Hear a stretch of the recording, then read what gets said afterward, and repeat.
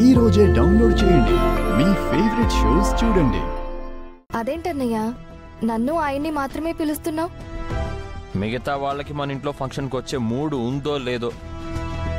ఈ ఇంట్లో ఎలాగో పెళ్ళిళ్ళు, పేరంటాలు, శుభకార్యాలు జరగవు కదమ్మా. వేరే ఇళ్లలో జరుగుతుంటే చూడడం వీళ్ళకి ఇష్టం ఉంటుందో లేదో. గౌతమ్, ఏం మాట్లాడుతున్నావు?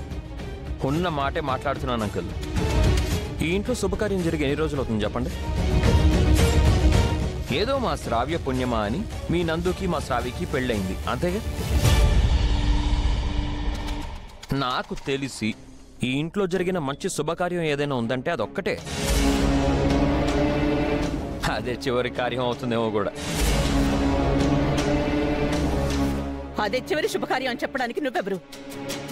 అతి త్వరలో మా ఇంట్లో కూడా ఓ పెళ్లి జరగబోతోంది. పెళ్ళ? ఎవరు పెళ్ళి? ఈ ఇంట్లో పెళ్లి కావాల్సిన వాళ్ళు ఎవరున్నారు?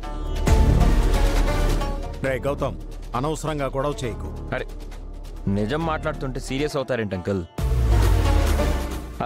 మావయ్య, యామిని ఆంటీకి మీకు పెళ్ళయింది, పెళ్ళైందా?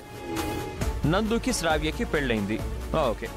అయినా ఇంకా పెళ్లి కావాల్సిన వాళ్ళు ఎవరున్నారు ఇంట్లో చెప్పండి?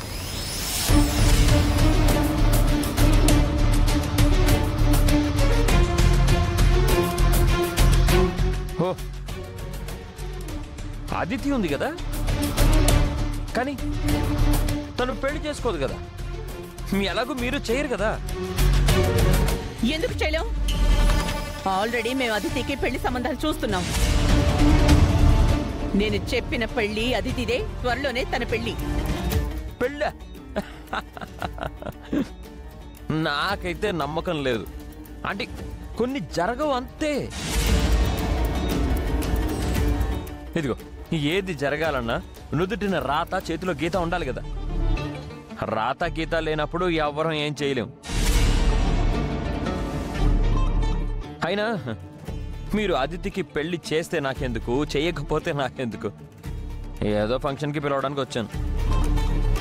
మిమ్మల్ని ఫంక్షన్కి పిలవలేదని మీరు ఫీల్ అవుతున్నారేమో. చూడండి, మీకు రావాలని ఉంటే రండి, మీరు వస్తే సంతోషం, మీరు రాకపోయినా సంతోషం.